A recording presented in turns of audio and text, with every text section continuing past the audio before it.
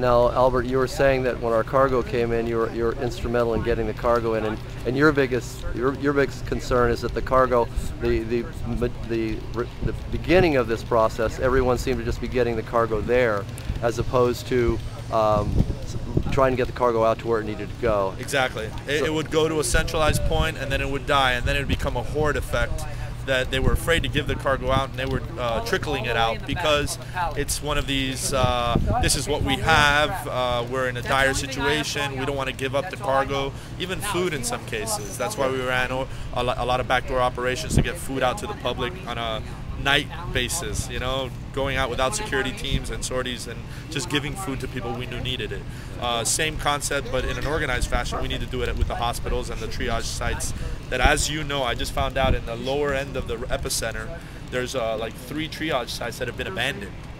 And there are people just loading up there waiting for people to get there. And there's nobody there.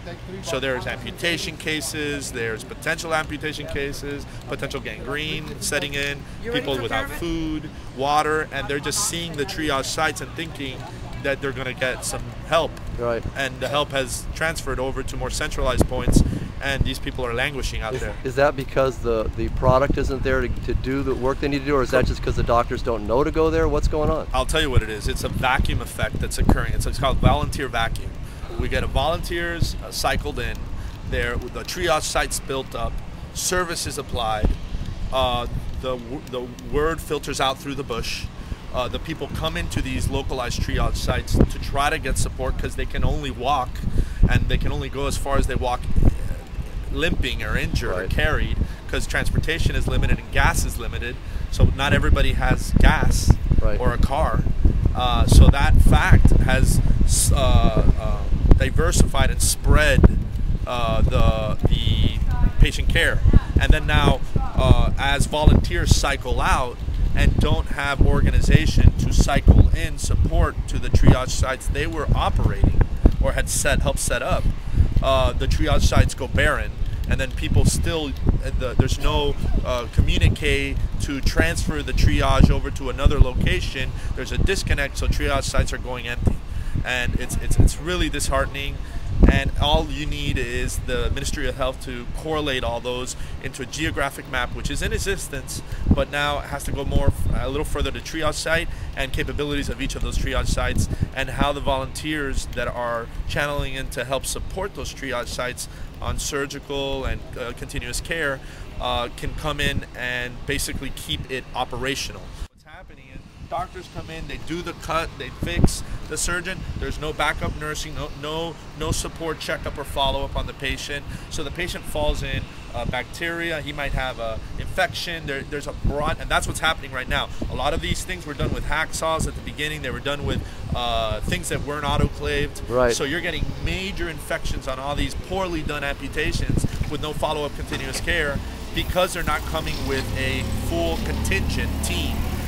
Every team that we bring down with of any surgical nature, of any hospital nature, is coming with a full contingent team. Awesome. They have to be able to do anesthesiology. They have to have the materials to do the anesthesiology. They have to do They have to have their own equipment to do the surgeries, and they have to do have follow-up PTOT support and patient prep for IVing and things like that.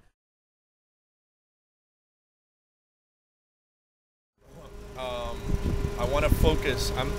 We're doing now the push to drive the surgical teams down to do amputation correction surgery. That's going to be the biggest thing right now, and we're going to have a second cycle of gangrene outbreak for improper closures and poorly done amputations, which are the fissures are breaking, the surgical points are exposing bone. Just poorly done, too long, too short. So I have the hospitals, the doctor and the surgical teams that are going to go down to do that.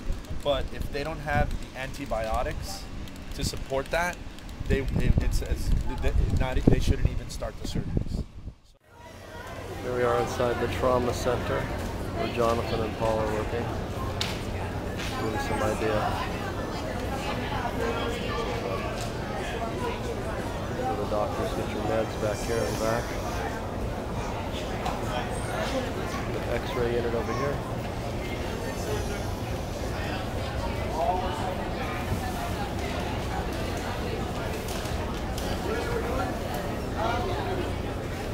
Jonathan and Paul have been working 24 hours straight here. Saw Jonathan and Paul working away in the hospital there. And now we're heading out to, what is it, Gain? Yes, we're going out to Mission of Hope. Mission of Hope, you got it. Okay. Truckload of medical supplies. Which are in the back, which you can see probably through the window. Boxes. Boxes. We're at the Mission of Hope. Mission of Hope in their clinic, and we got a list of items that they need. We're going to see what we can do for them to get those items. And they're doing quite a job here. They were telling me yesterday they had 3 black box come in with patients, so they were really working overtime yesterday. Today was a little slower for them, but they've been doing a lot of orthopedic work, and gave us some ideas of equipment that they could use. And it's just a great team that's working here, and appreciate them showing us around a little bit.